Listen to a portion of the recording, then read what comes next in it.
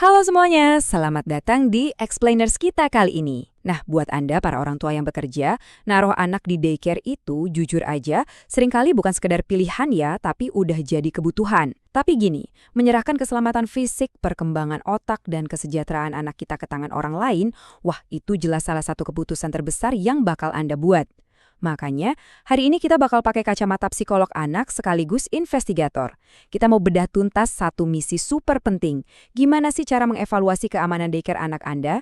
Kita bakal bongkar apa yang sebenarnya terjadi di balik pintu tertutup, jauh melampaui sekedar brosur yang mengkilap atau janji-janji manis pengelola. Coba deh, saya mau tanya langsung ke Anda. Apakah daycare anak Anda itu benar-benar aman? Ya, kita semua pasti sangat bergantung sama fasilitas ini kan? Tapi, rentetan kejadian mengejutkan akhir-akhir ini di Indonesia ngasih tamparan keras buat kita. Kita tuh nggak bisa lagi cuma ngelihat fasad bangunan yang kelihatan ramah anak, mainan yang warna-warni, atau senyum manis pengasuhnya di pagi hari. Ada loh lapisan keamanan tersembunyi yang sering banget luput dari perhatian kita. Dan hari ini, kita bakal bongkar semuanya. Di Explainer kali ini, kita bakal jalanin 5 langkah penting.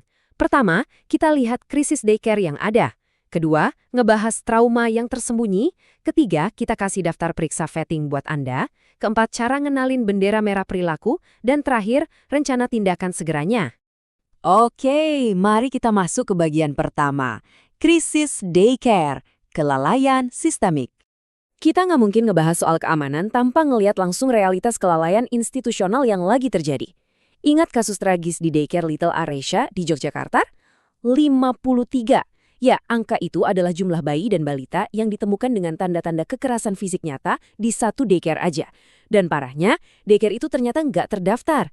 Dari 103 anak yang dititipkan di sana, bayangin, lebih dari separuhnya ngalamin penderitaan di tempat yang seharusnya jadi ruang paling aman buat mereka. Gila kan? Ini benar-benar nunjukin kalau masalah ini jauh lebih besar dari yang kita kira. Fakta di lapangannya gini. Kekerasan di daycare itu jarang banget cuma gara-gara satu oknum pengasuh yang lagi iseng atau jahat. Seringkali ini tuh murni kelalaian sistemik. Ambil contoh kasus di Jogja tadi. Fasilitas itu bahkan nggak punya izin operasional resmi. Demi meraup untung sebesar-besarnya, mereka nekat menampung anak jauh melebihi kapasitas. Overcrowding istilahnya. Yang lebih parah lagi, nyatanya ada perintah lisan langsung dari manajemen buat ngikat kaki dan tangan anak pakai kain, cuma demi efisiensi. SOP perlindungan anak sama sekali nggak ada, dan akses orang tua buat ngecek tuh dibatasi banget. Jadi kejahatan kayak gini tuh sebenarnya digerakkan sama sistem yang cuma mikirin profit, tanpa ada pengawasan negara yang ketat. Sekarang kita lanjut ke bagian kedua, trauma yang tersembunyi pada anak. Terus Anda mungkin mikir, kenapa sih kelalaian kayak gini dampaknya bisa semenghancurkan itu buat anak? Jawabannya ada pada satu konsep penting, toxic stress atau stres toksik. Gini, usia 0-5 tahun itu adalah masa paling rentan. Masa di mana arsitektur otak anak lagi dibangun habis-habisan.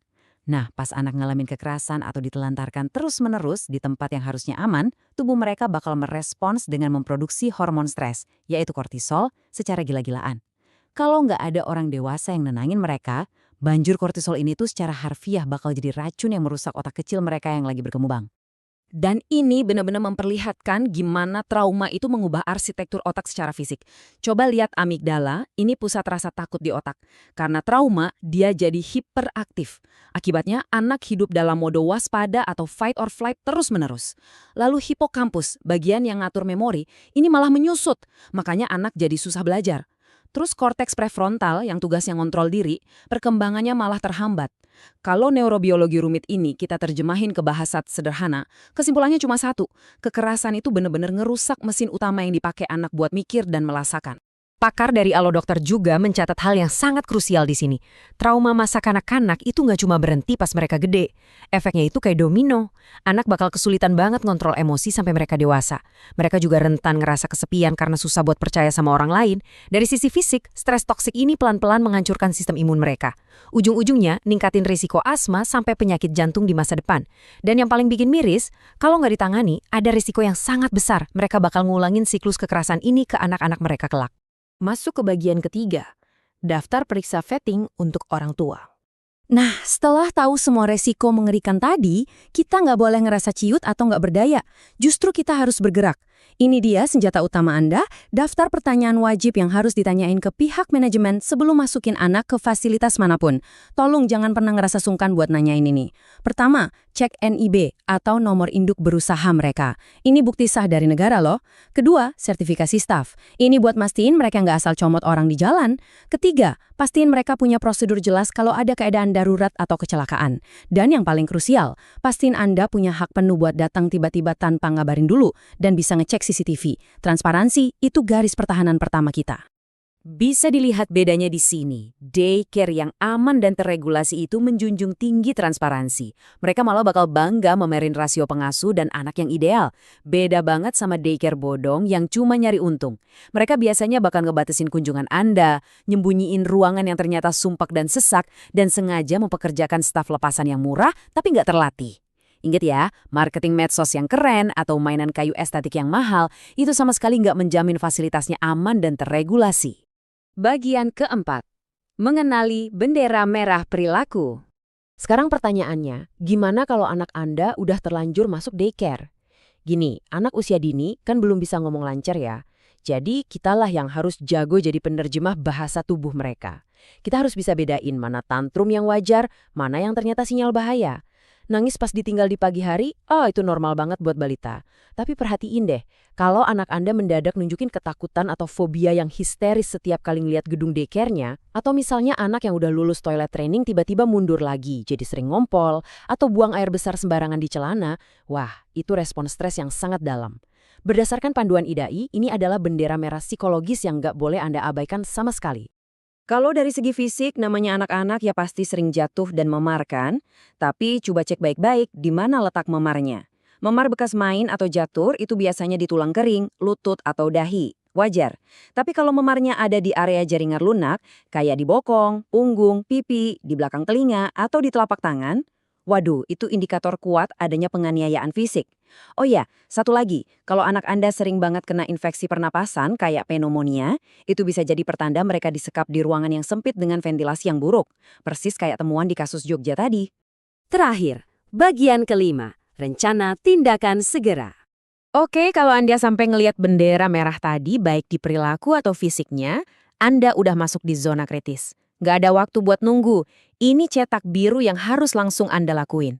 Langkah pertama, biarkan insting protektif Anda bekerja. Tarik dan keluarin anak Anda dari sana hari itu juga. Nggak usah mikir panjang. Langkah kedua, foto semua memar atau luka fisik dan catat semua perubahan perilakunya. Bukti ini vital banget. Langkah ketiga, langsung laporkan ke unit PPA kepolisian dan KPAI di daerah Anda, biar nggak ada anak lain yang jadi korban.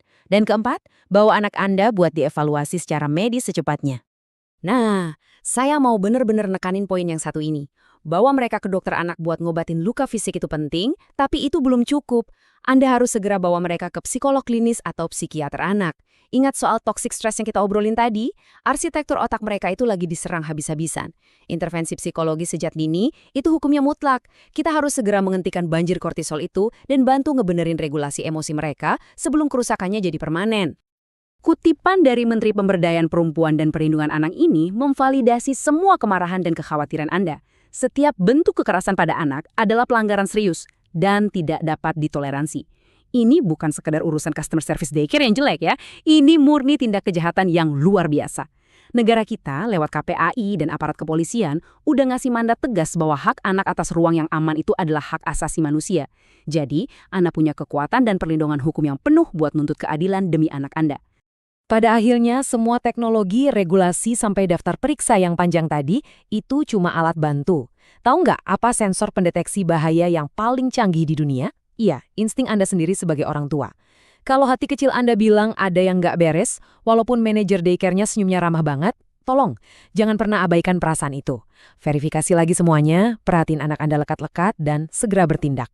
Sebagai penutup explainer ini, coba renungkan pertanyaan ini. Apakah Anda sudah mengajukan pertanyaan yang tepat kepada orang-orang yang saat ini sedang menggenggam masa depan otak anak Anda di tangan mereka? Ingat, tugas mereka bukan cuma bikin anak Anda berhenti nangis. Mereka itu lagi ngebentuk dan menjaga organ paling berharga yang dimiliki anak Anda, otaknya.